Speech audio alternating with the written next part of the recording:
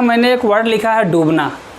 तो डूबना का भी कई अर्थ होता है और इसके अलग अलग इंग्लिश में वर्ड होते हैं। तो किस जगह पर इंग्लिश का कौन सा वर्ड डूबने के अर्थ में किया जाना चाहिए उसके बारे में मैं आपको बता रहा हूँ। इसके लिए हम यूज़ कर सकते हैं वर्ड का, कहीं कहीं यूज़ कर सकते हैं आप सिंक वर्ड का यूज़ कर सकते हैं, इसका मतलब भी डूबना होगा। आप ड्राउन वर्ड का यूज़ कर सकते हैं, इसका मतलब भी डूबना होगा। आप जो है एब्जॉर्ब वर्ड का यूज़ कर सकते हैं, इसका मतलब भी डूबना होगा। आप जो है इमर्स वर्ड का यूज़ कर सकते हैं और आप सेट वर्ड का यूज़ कर सकते हैं।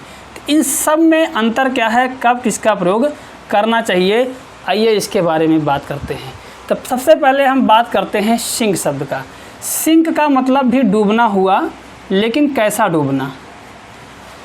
सिंक जो होता है जब कोई चीज़ तब डूब जाए, नीचे चली जाए, नीचे बैठ जाए, उसकी वजह क्या हो, वो स्वतः, पहली बात तो वो स्वतः डूब जाए, और स्वतः किस वजह से, उसका कारण हो भारीपन की वजह से।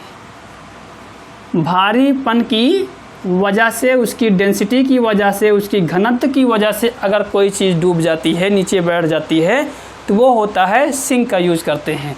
जैसे हम लिखते हैं द शिप सैंक। अब शिप सैंक मतलब जहाज़ डूब गई। जहाज़ डूब गई का मतलब क्या हुआ, इसका मतलब यह हुआ कि जहाज़ भारी हो गई थी, उसमें पानी भर गया था, या और कोई वजह थी जिसकी वजह से जहाज़ डूब गई। पत्थर डूब गया तो वो क्या हुआ, सिंक कर गया। आपका कोई सामान डूब गया तो क्या हुआ, वो सिंक कर गया।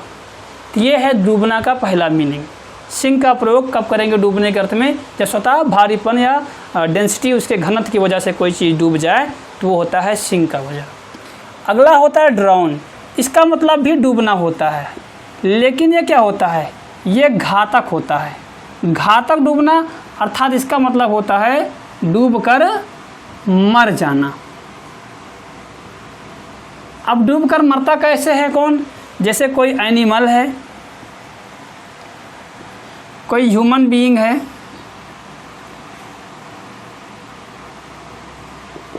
अब कोई आदमी डूब गया, कोई जानवर डूब गया और डूबकर मर गया, तो वो क्या हो गया, उसके लिए हम ड्राउन वर्ड का यूज़ करेंगे, सिंक वर्ड का यूज़ नहीं करेंगे। अगला बात है एब्जॉर्ब। एब्जॉर्ब मतलब क्या होता है, डूबना होता है, लेकिन कैसे डूबना होता है, जैसे कि कोई चीज़ सोख कर अपने आप में समाहित कर लें आप, तो वो डूबना होता है। उस चीज़ आप में आ जाए और आप उसी में खो जाएं, तो वो होता है एब्जॉर्ब। जैसे वह पढ़ाई में डूबा था, पढ़ाई में डूबा था मतलब क्या हुआ, उस पढ़ाई में वो नहीं डूबा था, बल्कि पढ़ाई की जो, उसने अपनी पढ़ाई को अपने अंदर इतना आत्मसात कर लिया था, अपने अंदर इतना अधिक भर लिया था, उसमें इतना खो गया था कि उसको और चीज़ों का होश नहीं रहा, तो वो क्या है, या और चीज़ों पे ध्यान नहीं दे रहा है, तो वो डूबना क्या हुआ, वो एब्जॉर्ब हो गया। जैसे आप कोई पढ़ाई में डूब जाता है तो वो एब्जॉर्ब इन स्टडीज़ हो जाता है, तो क्या हुआ, वो एब्जॉर्ब हो गया, एक डूबना ये हो गया। अगली बात है इमर्स। इमर्स मतलब क्या होता है, ये जो है ये भी डूबना या डुबाना होता है। डूबना क्या, इसका अर्थ सही में होता है डुबोना या डुबाना। ये क्या होता है, इसको जब हम जानबूझकर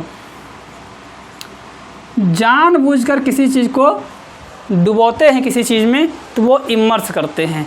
जैसे क्या किया कि आप कपड़े धुल रहे हैं, और कपड़े धुल रहे हैं तो कपड़े धुलते समय आपने कपड़े को पानी में डुबोया, नीचे उसमें जानबूझकर उसमें नीचे ले गए, उसमें भिगोने के लिए उसमें अंदर डाला, तो नीचे ले गए पानी के लेवल से नीचे, तो वो क्या हो गया, वो हो गया इमर्स, वो हो गया इमर्स। इस तरीके के डूबने या डुबाने को इमर्स कहते हैं।